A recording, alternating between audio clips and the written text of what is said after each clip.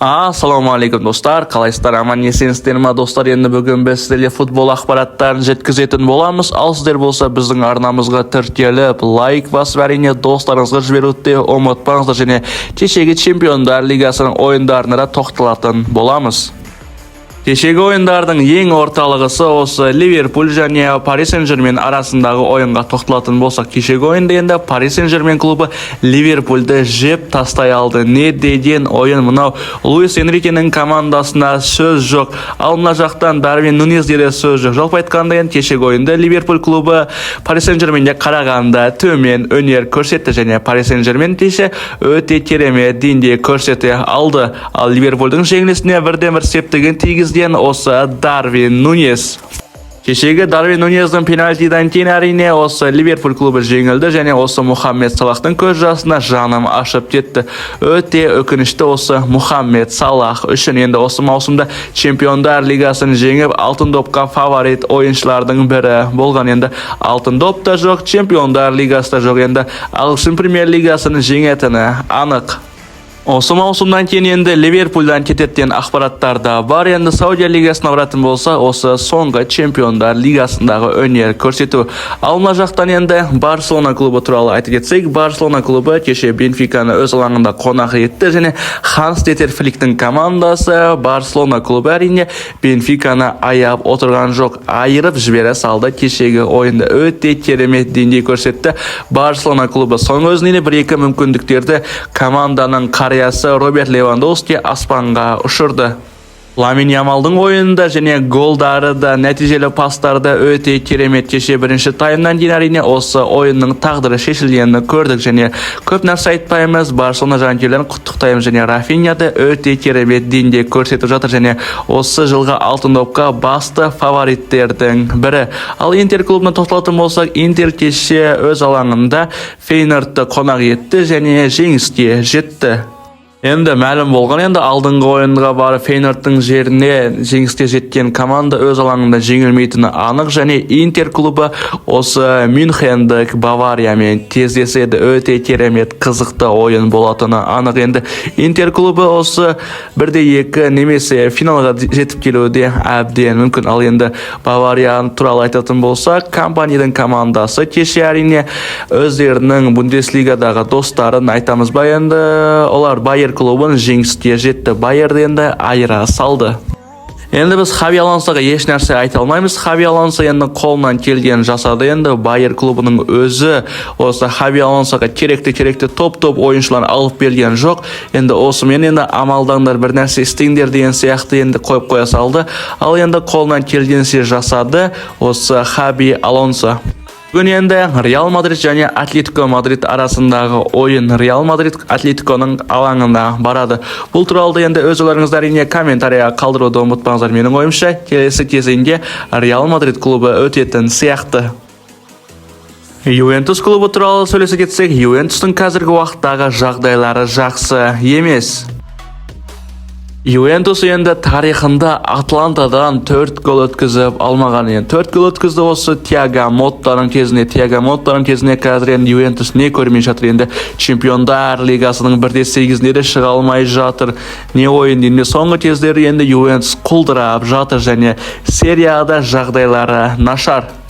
Juventus klubi hozirgi vaqtda endi o'zlarining babkerini quvib jibirib, әрине Thiago Motta'ning o'rnin o'rnida boshqa babker oluvga dayindalib жатыр. Misolga әрине Gasperini Atlantaning babkeri, odan keyin Marseille'ning babkeri De Zerbi endi mixta babkerlarning biri bo'lgan, endi Marseille'ga ketib qoldi және Antonio Conte endi Napolining babkeri. Endi Napoli bilan arasi yaxshi emas, sababi Antonio Conte qalagan o'yinchilarni Napoli olib bermay жатыр. Сол себепті endi Juventusga baratgan axborotlarda bor.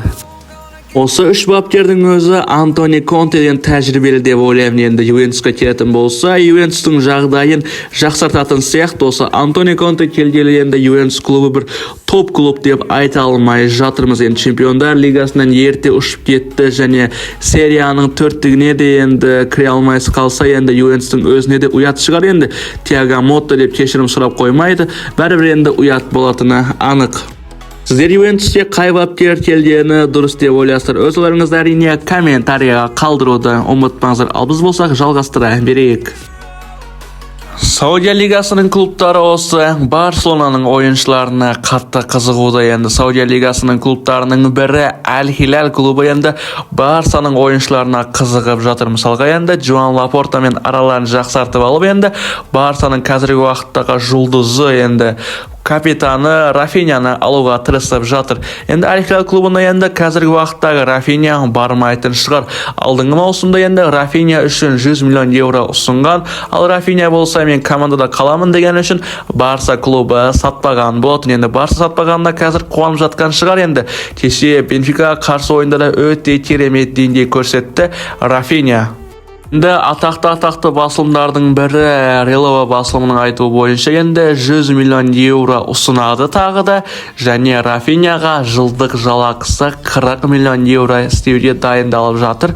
Осы Аль-Хилаль клубы. Енді Рафиня менің ойымша бармайтын сияқты. Осы Аль-Хилаль клубына енді Рафиняға мансап керек сияқты. Сіздерде енді өз ойларыңызды әрине комментарияға қалдыруды ұмытпаңыздар.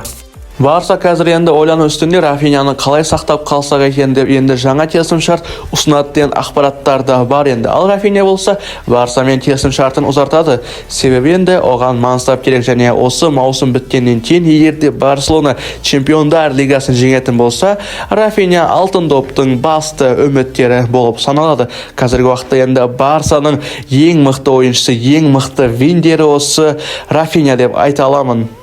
Бірі білсе енді бірі білмес, осы Барса өзінің жақсы мықты ойыншылармен келісім шартын ұзартуға дайындалып жатыр. Мысалға енді Ламин Ямал осы жазда 18 жасқа толғаннан кейін ұзақ мерзімді келісім шартқа отырады, және Гави мен Педриларға да жаңа келісім шарт ұсынып, және жаңа келісім шартқа отырып қойған, және Араухаға да жаңа келісім шарт ұсынған. Арауха да бірден қабылдады осы қыста, және ол да келісім шартын ұзартып тастады.